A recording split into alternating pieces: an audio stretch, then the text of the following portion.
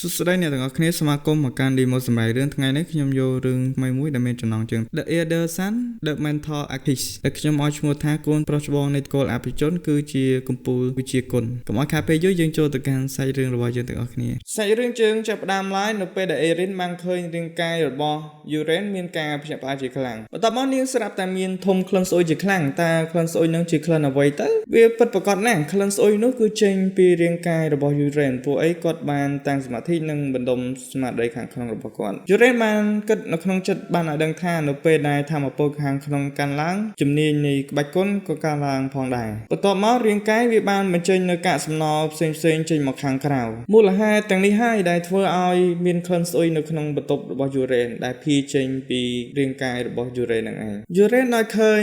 Erin ពិបាកទ្រាំនឹងក្លិននេះគាត់បានរត់ទៅបើកបង្អួចប៉ុន្តែ Erin បានហាមគាត់ថាកុំអីអ្នកគួរតែទៅងូតទឹកឲ្យបានឆាប់ទៅបន្ទាប់ពីឲ្យ Uren ទៅងូតទឹកហើយសាច់រឿងរបស់យើងក៏កាត់មកកាន់ប្លង់នៅខាងក្រៅដែលពួកគេទាំងពីរនាក់កំពុងតែដើរចេញទៅក្រៅបន្ទាប់ពី Uren បានដើរទៅតាម Erin ហើយរំពេចនោះ System ក៏បាន alert មកថាចលនានៃសូរ្យយង្គត្រូវបានបើកដំណើរការកម្រិត level 1 Uren មានការភ្ញាក់ផ្អើលបន្តិចបន្ទាប់ពីទទួលបានជំនាញមួយនេះគាត់បានញញឹមនឹងគិតថាចលនានៃបកថាវាល្អណាស់ក្នុងការធ្វើឃាតនិងការគិតវេះគាត់ពិតជាមិនអាចជឿតទៅសោះថាគាត់បានរៀននៅជំនាញក្នុងប្រឡំលោករបស់ Wuxia គ្រាន់តែចម្លងនៃចលនានេះក៏មានអារម្មណ៍ល្អដែរវាពិតជាអស្ចារ្យមែនបន្ទាប់មក Erin បានសួរទៅកាន់ Uren ថាលោកម្ចាស់តូចតើអ្នកកំពុងធ្វើអីណា Uren ក៏មានការភ្ញាក់ផ្អើលនៅពេលដែលឃើញ Erin មើលមកកាន់ខ្លួនបែបនេះគេកំពុងហោះហើរ$10ម្នាក់ឯងនាងបានសួរទៅកាន់ Uren ថាហេតុអ្វីបានអ្នកធ្វើចលនាដូចជាការសង្វឹងអញ្ចឹងតើរាងកាយអ្នកមានបញ្ហាអ្វីមែន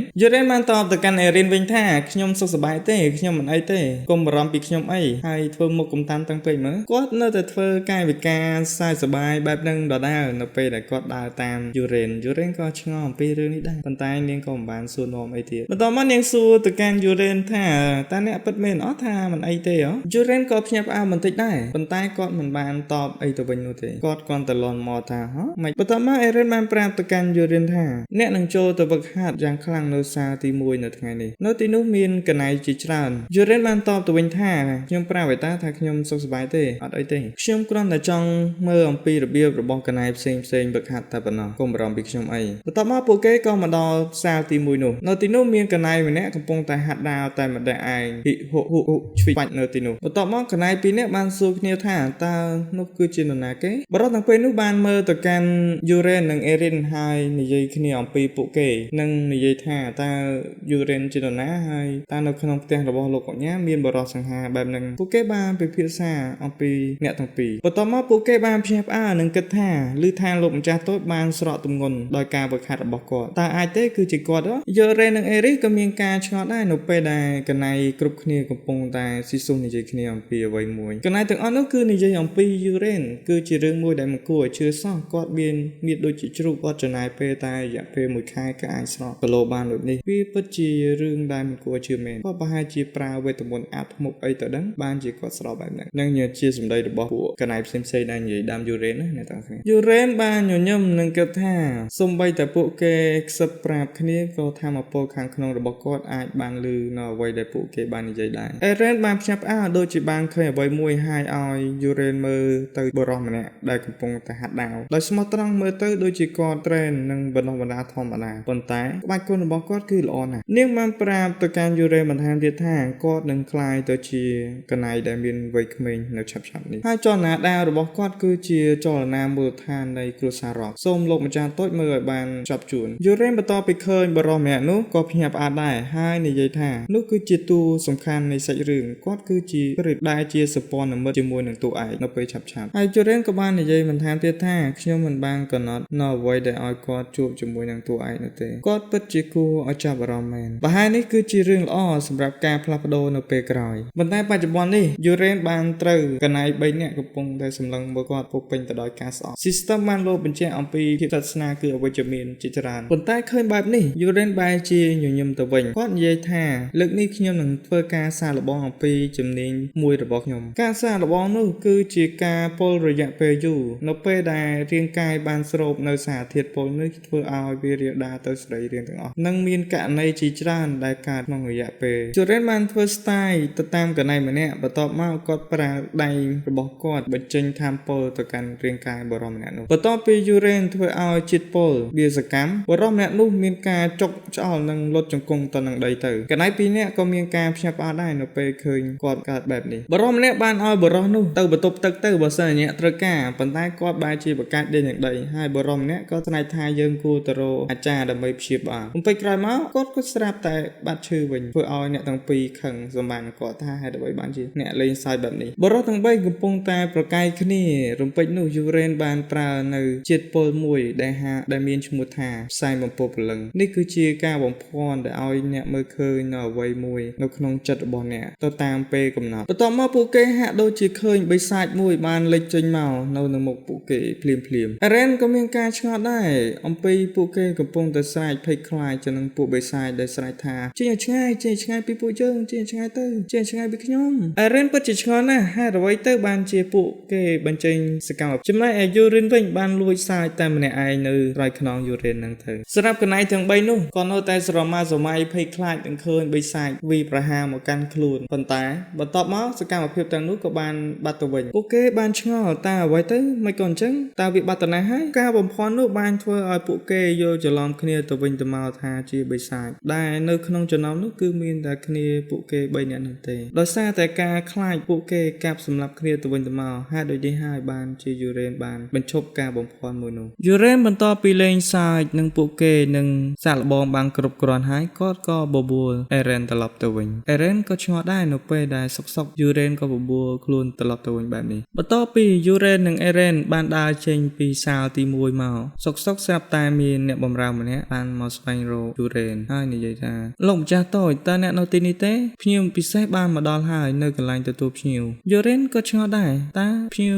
ពិសេសនោះគឺជានរណាខ្ញុំមិនដឹងអីចឹងអ្នកបម្រើបាននិយាយថាអ្នកមិនដឹងទេភ្ញៀវពិសេសដែលនៅចាំនៅកន្លែងទទួលភ្ញៀវនោះគឺអ្នកនាងអេលៀននាងមកទីនេះដើម្បីជួបអ្នកកាត់មកយូរ៉េនបន្ទាប់ពីបានដឹងថាអ្នកដែលមកជួបខ្លួននោះគឺជាអេលៀនគាត់មានការភ្ញាក់ផ្អើលជាខ្លាំងនៅពេលឮឈ្មោះនាងយូរ៉េនបានគិតបន្តិចអំពីអេលៀនម៉ាហ្គូសគាត់បានគិតថាគូដណ្ដឹងដ៏ល្អរបស់ខ្ញុំនាងមកលេងខ្ញុំឬក៏នាងមកវាយខ្ញុំនៅពេលនេះអូពិតមែនហើយតាមសាច់រឿងនាងមកនេះគឺដើម្បីមកដាច់ពាក្យជាមួយនឹងខ្ញុំទេតាប៉ុន្តែយូរ៉េនត្រូវបានបដិសេធបើតាមសាច់រឿងបន្ទាប់ពីគិតហើយយូរ៉េនបានដកដង្ហើមធំហើយនិយាយថាខ្ញុំគួរតែមិនអាចទៅជួបនាងបានទេបន្ទាប់មកសាច់រឿងយើងបានកាត់មកកន្លែងទទួលភ្ញៀវដែលអេលៀពងតាចាំយូរ៉េននាងបានមើលទៅបង្អួចនិងនិយាយថាយូរ៉េនខ្ញុំមកនេះគឺចង់ផ្ដាច់ពាក្យជាមួយនឹងអ្នកបន្ទាប់មកនាងបានងាកមើលមកកាន់យូរ៉េនបញ្ចេញនៅសម្រស់ដ៏ស្រស់ស្អាតរបស់នាងប្រៀបដូចជាបុប្ផារីកស្រស់បំព្រងយូរ៉េនបានសួរទៅកាន់នាងថាតើនាងគឺជាអេលៀមែនទេអេលៀពិតជាមានការភ្ញាក់ផ្អើលជាខ្លាំងនៅពេលដែលបានឃើញមុខរបស់យូរ៉េនបានចេះរៀងយ៉ាងសង្ហាហើយនិយាយទៅកាន់អេលៀនថាតើអ្នកនៅទីនេះអេលៀនបានសួរទៅកាន់យូរ៉េនវិញថាតើអ្នកជានរណាយូរ៉េនបន្ទាប់ពីឮហើយក៏កាំងបន្តិចដែរហើយឆ្លើយទៅវិញថាខ្ញុំគឺជាយូរ៉េនអេលៀនបន្ទាប់ពីបានឮហើយក៏ភ្ញាក់ផ្អើលខ្លាំងណាស់ហើយនិយាយថាតើយ៉ាងម៉េចអ្នកគឺជាយូរ៉េនក៏ភ្ញាក់ផ្អើលដែរនៅពេលដែលឃើញនាងបញ្ចេញសកម្មភាពបែបនេះហើយនិយាយថាតើវាចំណាយពេលយូរពេកមែនបាននាងភ្លេចខ្ញុំអញ្ចឹងនាងនៅតែនិយាយយ៉ាងកាំងទៅកាន់យូរ៉េនដដែលថាខ្ញុំបានឮថាអ្នកស្រក់គីឡូពីការវឹកហាត់ប៉ុន្តែខ្ញុំគិតថាវាគឺជាពាក្យចាំរាមតែប៉ុណ្ណោះវាមិនទាន់បាន2ខែទេតើអ្នកផ្លាស់ប្ដូរបែបនេះដោយរបៀបណាយូរ៉េនឮហើយក៏មិនដឹងត្រូវនិយាយបែបណាក៏ឆ្លើយទៅវិញថាវាគឺដោយសារតែខ្ញុំប្រឹងប្រែងខ្លាំងអេលៀនបានតបទៅវិញថាតើយ៉ាងម៉េចអ្នកបានខំប្រឹងយ៉ាងលំបាកបន្ទាប់មកយូរ៉េនបានដើរមកជិតនាងនៅគេបង្អួចនោះហើយនិយាយថាបន្ទាប់ពីខ្ញុំវាធ្វើបាបអ្នកមកខ្ញុំបានគិតច្រើនណាស់អំពីរឿងនេះដូច្នេះហើយខ្ញុំក៏សម្រេចចិត្តផ្លាស់ប្ដូរខ្លួនឯងទៅអេលៀនបានគិតអវិជ្ជមានហើយច្អល់ទៅកាន់យូរ៉េនថាតើអ្នកខំប្រឹងវឹកហាត់ដើម្បីប្រយុទ្ធជាមួយខ្ញុំនិងសងសឹកខ្ញុំមែនទេយូរ៉េនបានបដិសេធយ៉ាងលឿនថាមិនមែនទេបន្ទាប់មកគាត់ធ្វើការលុតជង្គង់នៅមុខអេលៀនធ្វើឲ្យអេលៀនមានការភ្ញាក់ផ្អើលនិងភ័យផងដែរយូរ៉េនបាននិយាយទៅកាន់អេលៀនថាខ្ញុំមានតែអរគុណអ្នកទេអ្នកបានដាស់សតិនឹងអារម្មណ៍របស់ខ្ញុំពិតជាសុំទោសខ្លាំងណាស់ចំពោះរឿងដែលខ្ញុំបានធ្វើទៅលើអ្នកកាលពីពេលមុនប្រសិនបើអ្នកចង់ផ្ដាច់ពាក្យដោយសារតែទង្វើនិងអបតហេតុដែលខ្ញុំធ្វើកាលនោះខ្ញុំនឹងទទួលយកអេលៀនបន្ទាប់ពីស្ដាប់ឮហើយក៏មានការភ្ញាក់ផ្អើលដែរនៅទង្វើនិងសម្ដីដ៏ទន់ភ្លន់របស់យូរ៉េនប៉ុន្តែនាងបែរជាគិតថានេះមិនមែនជាយូរ៉េននោះទេបន្ទាប់មកនាងបានសួរទៅកាន់យូរ៉េនថាតើអ្នកគឺជានរណាឲ្យពិតប្រាកដយូរ៉េនបានឆ្លើយយ៉ាងទន់ភ្លន់ថាតើខ្ញុំមែនទេខ្ញុំ គឺជាមនុស្សដែលមានអតីតកាលដ៏អាក្រក់យូរ៉េនរ៉កជាថ្មីម្ដងទៀតខ្ញុំពិតជាសុំទោសអ្នកខ្លាំងណាស់អំពីរឿងនេះអេលីនក៏នៅតែកាំងនិងមិនគួរជឿនៅរឿងនេះដែរយូរ៉េនបានលុតជង្គង់នឹងអោនមុខចុះហើយគិតក្នុងចិត្តថាទោះបីជារឿងនេះមិនមែនជាកំហុសរបស់ខ្ញុំក៏ដោយប៉ុន្តែវាជាកំហុសរបស់ម្ចាស់ដើមនៃរូបរាងកាយនេះខ្ញុំសូមការលើកលែងទោសនៅវិសមភាពមួយនេះគឺមូលហេតុតែមួយគត់បន្ទាប់មក System បានបង្ហាញអំពីលក្ខណៈរបស់ Alien បុគ្គលមានឈ្មោះថា Alien លក្ខណៈសម្គាល់មានសម្រស់ស្រស់ស្អាតជាងគេក្នុងមួយនគរគឺជាម្ចាស់ស្ត្រីនៃក្បាច់ដាវភាពស្និទ្ធស្នាលដក 16% បញ្ជាក់ថាមិនចូលចិត្តមូលហេតុនោះគឺ Alien មិនមែនជាមនុស្សស្រីសាមញ្ញនោះទេនាងមានលក្ខណៈពិសេសនិងសមត្ថភាពគឺជាម្ចាស់ស្ត្រីនៃក្បាច់ដាវដោយសារតែចរិតរបស់នាងកាន់តែរឹងមាំនិងរឹងមាំជាងមុនក្រោយមកនាងបានជួយសង្គ្រោះពីតួឯកដែលធ្លាក់ខ្លួនហើយថែមទាំងបោះបង់ការគ្រប់គ្រងនៅ Villain ថែមទៀតអ្វីដែលអាចធ្វើបាននោះគឺលក្ខណៈនៃក្បាច់ដាវវីរនារីរបស់នាងនោះហើយគឺជាមូលហេតុដែលខ្ញុំសូមទោសនាងទោះបីជាយើងផ្ដាច់ការភ្ជាប់ពាក្យជាមួយគ្នាក៏ដោយប៉ុន្តែវាគឺជាការប្រសើរក្នុងការស្ដារតំណែងរវាងយើងទៅវិញទៅមកហើយថ្ងៃក្រោយនឹងអាចក្លាយទៅជាសព្វនមិត្តនឹងគ្នាបន្ទាប់មក Alien បានឲ្យយូរ៉េនក្រោកនាងបានសួរទៅកាន់យូរ៉េនយ៉ាងទឹកមុខកាយថាតើជាការពិតអត់តើអ្នកប្រកាសទេយូរ៉េនបានតបទៅវិញថាបាទមែនហើយខ្ញុំសូមសន្យាបន្ទាប់មកអេលីបាននិយាយយ៉ាងខ្លាំងថាទេអ្នកត្រូវតែស្បត់រួមទាំងបញ្ចេញអូរ៉ាមកខាងក្រៅផងដែរយូរ៉េនពិតជាមានការភ្ញាក់ផ្អើលជាខ្លាំងនៅពេលដែលឃើញអេលៀនបញ្ចេញនៅអូរ៉ារបស់នាងគាត់បានគិតថានាងបានដាក់សម្ពាធមកលើគាត់ដោយប្រើនៅថាមពលអូរ៉ាខ្ញុំហាក់ដូចជាឃើញទស្សនវិជ្ជានេះនៅកន្លែងណាមួយអេលៀនបានស្រែកយ៉ាងខ្លាំងទៅកាន់យូរ៉េនថាឆាប់ស្បត់ភ្លាមថាអ្នកនឹងមិនបណ្ដោយជីវិតរបស់អ្នកឲ្យដូចពីមុនទៀតទេបើសិនជាអ្នកបំពេញនៅពាក្យសម្បត្តិនេះអ្នកនឹងត្រូវសម្លាប់ខ្លួនឯងយូរ៉េនមានការភ្ញាក់ផ្អើលនិងភ័យជាខ្លាំងតើឲ្យធ្វើការសម្បត្តិនេះមែនទេនេះមិនមែនជាពាក្យសម្ដីដែលអេលៀននិយាយជាមួយនឹងតួឯកទេហេតុអ្វីបានជានិយាយជាមួយនឹងយូរ៉េនទៅវិញបន្ទាប់មកយូរ៉េនបាននិយាយថាទោះយ៉ាងណាក៏ដោយឥឡូវនេះខ្ញុំមិនអាចដកដង្ហើមបានទេពឹស 10000 វិនើមធម្មពលដ៏ទេវភាពបន្ទាប់មកអេលៀនមានការភ្ញាក់ផ្អើលជាខ្លាំងនៅពេលដែលយូរ៉េនបានបញ្ចេញនៅអូរ៉ារបស់គាត់បញ្ចេញមកធម្មពលវាពិតជាអស្ចារ្យនិងខ្លាំងក្លាមែនទែននាងបាននិយាយថា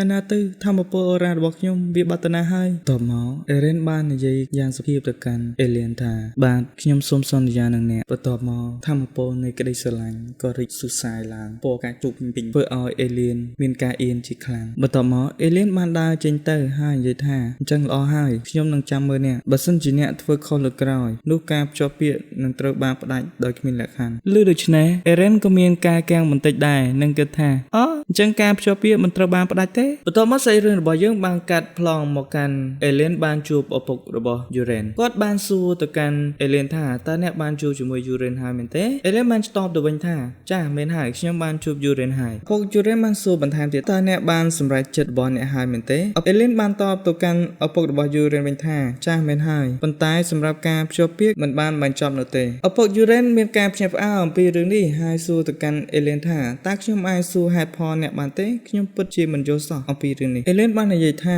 ឪពុករបស់ខ្ញុំបានខ្ញុំថាមនុស្សមិនអាចជួសជុលបានទេមនុស្សមិនអាចកែប្រែបានទេប៉ុន្តែមានពាក្យចាំរាមបាននិយាយថាគាត់បានផ្លាស់ប្ដូរដូច្នេះខ្ញុំពិតជាចង់ដឹងនិងចង់ឃើញខ្ញុំតែងតែគិតថាចង់ឲ្យគាត់ត្រឡប់មកទុនខ្សោយនិងចិត្តល្អដោយកាលពីក្មេងប៉ុន្តែពេលនេះគាត់មានលក្ខណៈខុសគ្នាទាំងស្រុងនោះហើយជាហេតុផលដែលខ្ញុំចង់សាកល្បងទប់ចិត្តគាត់ម្ដងទៀតឪពុកយូរ៉េនបានសួរទៅកាន់យូរ៉េនវិញថាដូច្នេះអ្នកនឹងមិនលុបចោលនៅការភ្ជាប់ពាក្យមួយនេះទេមែនទេអេលៀនបានផឹកតែបន្តិចហើយតបទៅវិញថាចាលោកពូប៉ុន្តែបើសិនជាគាត់ត្រឡប់ទៅខ្លាចជាមនុស្សល្ងីល្ងើដូចកមុនខ្ញុំនឹងវាយគាត់ឲ្យស្លាប់ដល់ដៃខ្ញុំផ្ទាល់កាចម៉ែកូនប្រសាពូឪពុកយូរ៉េនមានការកាំងនិងភ្ញាក់ផ្អើលបន្តិចដែរនៅពេលដែលអេលៀននិយាយបែបនេះបន្ទាប់មកគាត់បានប្រែទឹកមុខហើយសើចហានឹងឲ្យមេដៃទៅកាន់នាងដូចជាការរំពឹងទុករបស់គាត់មែននាងគឺជាមនុស្សស្រីដ៏អស្ចារ្យបន្ទាប់មកគាត់បាននិយាយថាសូមមេត្តាអ្នកជួយថែរក្សានិងធ្វើឲ្យគាត់បានល្អផងបន្ទាប់មកអេលៀនបានក្រោកឈរហើយនិយាយថាអញ្ចឹងខ្ញុំសូមលាលោកពូទៅវិញសិនហើយ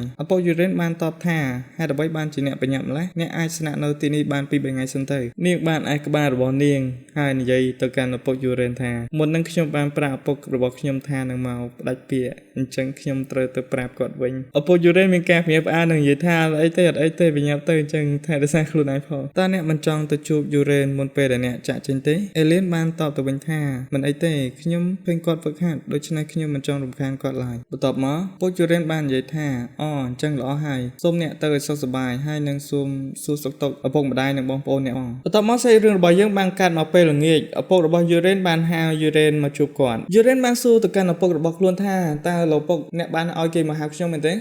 េមែនហើយយូរ៉េនឯងម្ដងហើយតើមែនទេឪពុកយូរ៉េនបានងាកមកហើយនិយាយថា No ចាំបន្តិចតើអ្នកជានរណាយូរ៉េនឮដូច្នេះក៏មានការកាំងដែរបន្ទាប់មកតបទៅកាន់ឪពុកគាត់ថាសូមអត់ទោសខ្ញុំគឺជាយូរ៉េនហ្នឹងឪពុករបស់យូរ៉េនបានសើចហើយនឹងចាប់ទៅកាន់ស្មារបស់កូនគាត់ថាមានអីទេយើងគ្រាន់តែចង់លេងសើចជាមួយនឹងឯងបន្តិចហ្នឹងមើលមុខអ្នកចាស់ពិតជាគួរឲ្យល្អសើចមែនតើឯងដឹងទេហេតុអ្វីបានយើងហៅឯងមកទីនេះយូរ៉េនបាននិយាយថាតើមិនមែនលោកពុកចង់ឲ្យខ្ញុំវឹកហាត់ធ្វើជាកណៃទេលោកអញ្ញាបានងាកទៅកាន់យូរ៉េនហើយនិយាយថាត្រូវហើយពិតមែនហើយខ្ញុំនឹងឲ្យអ្នកហាត់ទៅជាកណៃពីព្រោះឥឡូវនេះអ្នកមានភាពរហ័សរហួននិងរឹងមាំជាងមុនឆ្ងាយហើយវាដល់ពេលហើយដែលអ្នកត្រូវវឹកហាត់នៃជំនាញដាវនៃគ្រួសាររ៉ុករបស់យើងយូរ៉េនបានលឺហើយបែរហៅឪពុករបស់គាត់ថាលោកអញ្ញាខ្ញុំមានរឿងមួយដែលចង់ប្រាប់អ្នកអំពីបញ្ហាទាំងនេះលោកអញ្ញាបានសួរទៅកាន់យូរ៉េនវិញថា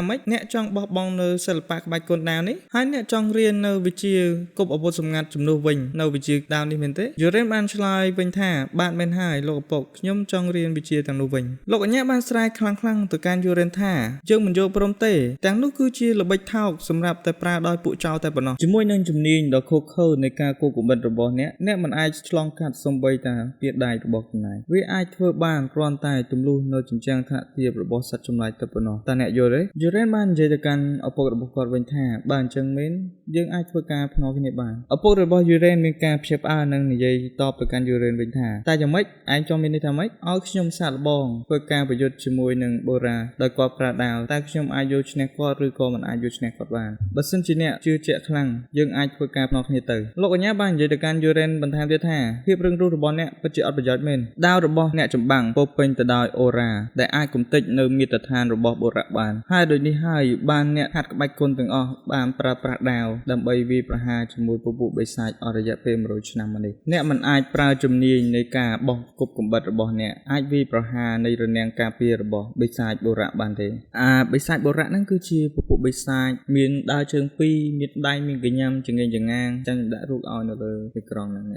បន្ទាប់មកយូរ៉េនបានញញឹមបន្តិចហើយនិយាយថាក្នុងករណីនោះលោកពុកនឹងឈ្នះដោយគ្មានលក្ខខណ្ឌអ្វីទាំងអស់ដូច្នេះពុកគួរតែធ្វើការភ្នាល់ជាមួយនឹងខ្ញុំទៅឪពុករបស់យូរ៉េនបានខឹងនិងចោទទៅកាន់យូរ៉េនថាល្អដូច្នេះខ្ញុំនឹងធ្វើការជំរះនៅភាពរឹងទទឹងរបស់ឯងចេញឲ្យអស់ឲ្យល្អឡើងវិញអញ្ចឹងតើឯងចង់យកអ្វីមកភ្នាល់ក្នុងការភ្នាល់មួយនេះយូរ៉េនបាននិយាយថាបើសិនជាខ្ញុំអាចយកឈ្នះនៅបិសាចបូរ៉ាដោយស្នាដៃរបស់ខ្ញុំនឹងវឹកហាត់ទៅតាមជំនាញអ្វីដែលខ្ញុំចង់ហាត់ប៉ុន្តែបើសិនជាខ្ញុំចាញ់នោះសូមលោកពុកខ្ញុំនឹងវឹកហាត់ទៅតាមអ្វីដែលលោកពុកបានប្រាប់បន្ទាប់មកសាច់រឿងរបស់យើងបានកាត់ប្រឡងនៅពេលយប់យូរ៉េនបានស្រែកថាល្អណាស់សំណាងហើយដែលអេរិនមិនបានប្រាប់អំពីការវឹកហាត់របស់ខ្ញុំទៅកាន់គាត់ឲ្យបានដឹងហើយសម្រាប់ការសាកល្បងនេះគឺនឹងធ្វើឡើងនៅថ្ងៃស្អែកខ្ញុំពិតជាឆ្ងល់ណាស់តែខ្ញុំត្រូវប្រើអស់អាវុធសម្ងាត់ប្រមាណទើបអាចទម្លុះនិងសម្លាប់បូរ៉ាបានគាត់គិតរឿងនោះហើយក៏ភ័យខ្លាចបន្តិចដែរបន្ទាប់មកគាត់និយាយថាខ្ញុំគួរតែញ៉ាំថ្នាំពុលឲ្យច្រើនហើយនៅយប់នេះមើលទៅតិចងាប់បាត់ទៅប្រូហើយដំឡើងនៅធម្មពលរបស់ពឹស10000របស់គាត់ឲ្យ upgrade ដល់ level 3បន្ទាប់មកអេរិនក៏បានបើកទ្វារចូលមកហើយប្រាប់ទៅកាន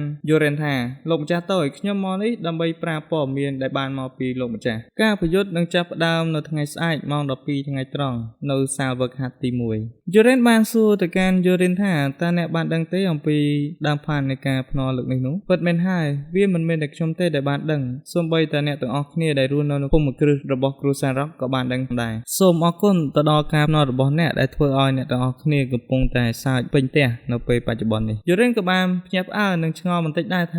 ម៉េចអ្នកទាំងអស់គ្នាកំពុងតែសើចអំពីរឿងនេះផងអេរ៉េនបានបញ្ជាក់ទៅប្រាប់យូរ៉េនថាពួកគេកំពុងតែបាននិយាយនឹងសើចអំពីលោកម្ចាស់តូចនៅពេលដែលបានជួបជាមួយនឹងបិសាចបុរាណដែលលោកម្ចាស់តូចនឹងរត់ដោយរបៀបណាគ្រប់គ្នាពិតជារីករាយណាស់នឹងជជែកគ្នាអំពីរឿងហ្នឹងពីព្រោះឥឡូវនេះលោកម្ចាស់តូចគឺជាសត្រូវរបស់ពួកគេយូរ៉េនបានលឺហើយក៏ខឹងណាស់ចាំមើលណាចាំមើលជួយធ្វើមើលតើអ្នកទាំងអស់គ្នានឹងមកទស្សនានៅថ្ងៃស្អែកតើមែនទេអេរ៉េនបានតបទៅវិញថាមែនហើយលោកអញ្ញាគឺមិនបានហាមឃាត់ទេដូច្នេះសាលនៃការទស្សនាត្រូវបានរៀបចំយូរ៉េនបានគិតបន្តិចនិយាយថា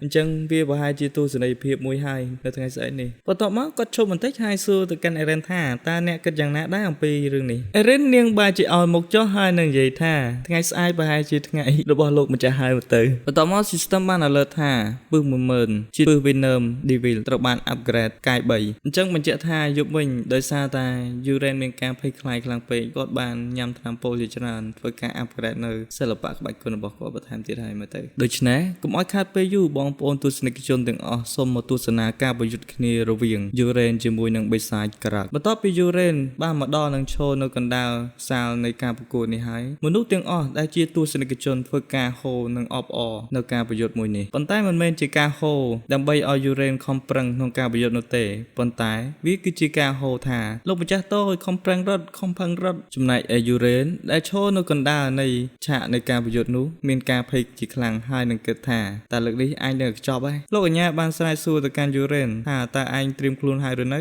Uren បានតបទៅវិញថាខ្ញុំបានត្រៀមខ្លួនរួចហើយលោកពុកប៉ុន្តែលោកពុកវាហាក់ដូចជាមានមនុស្សច្រើនពេកហើយមកទស្សនាក្នុងការប្រយុទ្ធមួយនេះឪពុក Uren បានតបទៅវិញថាខ្ញុំគ្រាន់តែប្រាប់ទៅជំនួយការខ្ញុំតែប៉ុណ្ណោះប៉ុន្តែព័ត៌មានហាក់ដូចជាសរសាយទៅគ្រប់ទីកន្លែងតែម្ដងខ្ញុំប្រាប់អ្នកទាំងអស់គ្នាខ្ញុំមើលកន្លែងហ្នឹងខ្ញុំសើចឡើងសម្រាមចង់ចេញលោកអញ្ញាបានប្រាប់ទៅ Uren បន្ថែមទៀតថាសូមប្រយ័ត្នហើយកុំធ្វើបាបខ្លួនឯងណា Uren បានស្ដាប់ហើយក៏មានការភ័យបន្តិចដែរបន្ទាប់មកបូជាចារ្យបានប្រកាសនៃការចាប់ផ្ដើមនៃការប្រយុទ្ធហើយគាត់បានប្រើនៅវេទមន្តនៃការកោះហៅ Uren ដែលឈរនៅកណ្ដាលនៃទីលាននោះបានគិតថាខ្ញុំមិននឹកស្មានថាខ្ញុំបានឃើញវេទមន្តដែលបញ្ចេញដោយមនុស្សនោះទេបន្ទាប់ពីវេទមន្តនៃការកោះហៅបានចាប់ផ្ដើមរំពេចនោះស្រាប់តែសំឡេងរន្ទះបានផ្ទុះយ៉ាងខ្លាំងបញ្ចេញនៅសមោសត្វចម្លែកមួយមក Uren បន្ទាប់ពីបានឃើញសត្វចម្លែកនឹងនិយាយបន្ថែមទៀតថាជាពិសេសខ្ញុំបានឃើញនៅសត្វចម្លែកដែលខ្ញុំជាអ្នកនិពន្ធដោយខ្លួនឯងបន្ទាប់មក System បាន alert ប្រាប់ទៅកាន់ Uren ថាបិសាចបុរៈគឺជាសត្វចម្លែកនៅក្នុង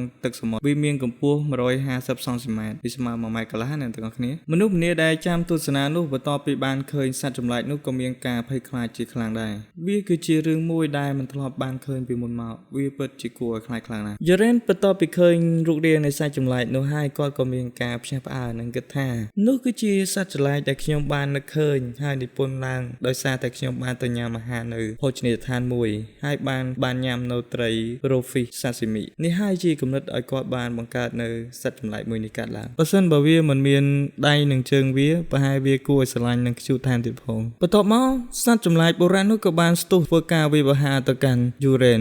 ធ្វើការកិច្ចចេញយ៉ាងរហ័សវាគឺជាក្បាច់នៃបឋាងនៃការកិច្ចវេះពីសត្រូវអ្នកទស្សនាបានភ្ញាក់ផ្អើលអំពីរឿងនេះនៅជំនាញពិសេសរបស់លោកម្ចាស់តូចរបស់ខ្លួនសូម្បីតែឪពុករបស់ Uren ក៏មានការភ្ញាក់ផ្អើលអំពីសមត្ថភាពរបស់កូនគាត់ដែរមុនដំបូងគាត់បំរុងឲ្យទាហានចូលទៅតទល់ការពារកូនប្រហើយប៉ុន្តែដោយឃើញនៅសភាពបែបនេះគាត់បានហាមទាហាននោះវិញបិសាចនោះព្យាយាមធ្វើការវាយប្រហារទៅកាន់ Uren ប៉ុន្តែវាមិនអាចវាយនឹងត្រូវ Uren ឡើយ Uren បានគិតថាវាហ៊ានលោតមកប្រយុទ្ធជាមួយខ្ញុំដោយគ្មានការប្រុងប្រយ័ត្នតទៅសោះសំណាងហើយដែលសត្វបិសាចនេះវាមិនមានចលនារហ័ស Uren បានដកកូនកបិតរបស់គាត់ហើយនិយាយថាចាំមើលហើយចការរបស់ឯងក្រាស់ប៉ុណ្ណា Uren បានភ្ញាក់ផ្អើលនៅពេលដែលភ្នែករបស់គាត់អាចមើលឃើញនៅចំណុចខ្សោយរបស់សត្វចម្លែកនោះហើយបានកំណត់ទិសដៅទៅចំចំណុចខ្សោយរបស់សត្វចម្លែកបុរាណនោះ Uren បានគិតបន្តិចថាវាគឺជាចំណុចខ្សោយអញ្ចឹងសាកស៊ីមួយកបិតរបស់យើងមើលគាត់បានធ្វើការយាដៃគប់ទៅកាន់គោលដៅដែលគាត់បានកំណត់ដែលជាចំណុចខ្សោយរបស់សត្វចម្លែកនោះ Uren បានបញ្ចូលធម្មពលអូរ៉ាទៅចូលក្នុងកំបិតហើយគប់វិវហាទៅចំចំណុចខ្សោយរបស់សត្វបិសាចនោះធ្វើឲ្យវាខ្ទាតងាប់នឹងទីនោះទៅ Uren ក៏មានការនឹកស្មានមកដល់ដែរថាវាអាចងាប់ដោយការវិវហាតែមួយដងតែប៉ុណ្ណោះអ្នកទស្សនាទាំងអស់មានការភ្ញាក់ផ្អើលអំពីរឿងនេះជាខ្លាំងសូម្បីតែឪពុករបស់ Uren ក៏មានការភ្ញាក់ផ្អើលនិងស្រែកឆ្ងល់អំពីរឿងនេះផងដែរបន្ទាប់មកមនុស្សគ្រប់គ្នាដែលជាអ្នកគាំទ្របានប្រែកលាស់និងស្រែកទៅកាន់ Uren វិញថាគាត់អាចធ្វើបានរំពងពេញទីលានប្រកួតសំឡេងនៃការស្រែកហូថាលោកម្ចាស់តូចសម្រាប់បិសាចបុរៈលោកម្ចាស់តូចសម្រាប់បុរៈវាធ្វើឲ្យ Uren ញញឹមឡើងវិញរំពេចនោះស្រាប់តែឪពុករបស់ Uren បានស្រែកហៅថាចាំបន្តិច Uren តើអ្នកធ្វើយ៉ាងនេះដោយរបៀបណា Uren បានលើកដៃឯក្បាលគាត់បន្តិចហើយតបទៅកាន់ឪពុកគាត់ថាខ្ញុំគ្រាន់តែកំណត់គោលដៅឲ្យបានល្អហើយវាប្រហារទៅកាន់វាទៅលោកអញ្ញាមានការខឹងសម្បានឹងនិយាយថាខ្ញុំមិនយល់ព្រមទេអំពីរឿងនេះចាញ់ភ្នាល់ហើយមានអីទៀតនេះតវ៉ាសង្ស័យចាក់លុយលោកអញ្ញា Uren បានភ្ញាក់ផ្អើលអំពីការបដិសេធរបស់ឪពុករបស់គាត់ហើយនិយាយថាតើអ្នកមានន័យយ៉ាងម៉េចលោកអញ្ញាបាននិយាយថាបិសាចបុរៈស្លាប់ដោយការវាប្រហារតែមួយវាមានអារម្មណ៍ថាវាមិនត្រឹមត្រូវទេ Uren បានតបទៅវិញថាវាពិតមែនហើយលោកម្ចាស់ដ៏អស្ចារ្យវាគឺបានងាប់ដោយសារការវាប្រហារតែមួយតើអ្នកឃើញទេបន្ទាប់មកបូជាចារ្យបានប្រាប់ថា សាទចម្លែកបុរៈនេះនៅត្រង់ឃ្លារបស់គាត់គឺគ្មានចង្ការរងនៅការវាយប្រហារនោះទេហើយអាវុធសម្ងាត់របស់លោកម្ចាស់តូចបានវាយប្រហារចំកន្លែងទីនោះយ៉ាងច្បាស់លាស់និងធ្វើឲ្យវាងាប់ទៅលោកកញ្ញាបានស្រែកទៅកាន់យូរ៉េនថានោះហើយវាគ្រាន់តែជាសំណាងសោះវាមិនមែនជាការប្រយុទ្ធទេវាជាសំណាងសុទ្ធសាធយូរ៉េនបន្ទាប់ពីលើបែបនេះហើយក៏មានការភ្ញាក់ផ្អើលដែរហើយនិយាយថាតើគឺជាសំណាងមែនទេមិនមែនទេវាមិនមែនជាសំណាងទេនេះគឺជាការភ្នាល់វាត្រូវបានបញ្ចប់ហើយនៅការភ្នាល់មួយនេះបន្ទាប់មកឪពុករបស់យូរ៉េនបាននិយាយកាន់យូរ៉េនថាយូរ៉េនកុំតន់តណាយើងនឹងធ្វើការបង្គាប់ម្ដងទៀតយើងនឹងចាប់ផ្ដើមវាម្ដងទៀតយូរ៉េនបានលឺហើយក៏ថាមចិត្តខ្លាំងណាស់អាគេឈ្នះហើយធ្វើឯងណាមកសុំបញ្ចប់ម្ដងទៀតយូរ៉េនបានងាករត់ដើរចេញទៅនិងនិយាយថាខ្ញុំមិនព្រមទេអ្នកនិយាយមកដូចវាមិនសមហេតុផលតទៅសោះបន្ទាប់មកឪពុករបស់យូរ៉េនបាននិយាយទៅកាន់យូរ៉េនថាខ្ញុំនឹងបន្ថែមកិច្ចសន្យាជាមួយអ្នកមួយទៀតបន្ថែមលើការភ្នាល់មួយនេះបើសិនជាអ្នកឈ្នះខ្ញុំនឹងផ្ដល់បំណងប្រាថ្នាមួយទៀតទៅឲ្យអ្នកទៅតាមអ្វីដែលអ្នកបានសុំប៉ុន្តែបើសិនជាអ្នកចាញ់អ្នកទៅរៀនជំនាញតាវទៅតាមអ្វីដែលយើងបានគ្រោងតាំងពីដំបូងយូរ៉េនបែរមុខមកហើយញញឹមនឹងនិយាយទៅកាន់ឪពុកគាត់ថាតើពិតមែនអត់ថាសម្រាប់បំណងប្រាថ្នានៅតាមអ្វីដែលខ្ញុំចង់បានអង្គញាបាននិយាយទៅកាន់យូរ៉េនមិនថាប៉ុន្តែអ្នកប្រយុទ្ធជាមួយអ្នកមិនមែនគឺជាបិសាចបុរៈទៀតទេប៉ុន្តែវាគឺជាកណៃសូមអរគុណអ្នកទាំងអស់គ្នាសាច់រឿងរបស់យើងសូមបញ្ចប់តែប៉ុណ្ណេះនិងជួបគ្នានៅថ្ងៃក្រោយបាយបាយ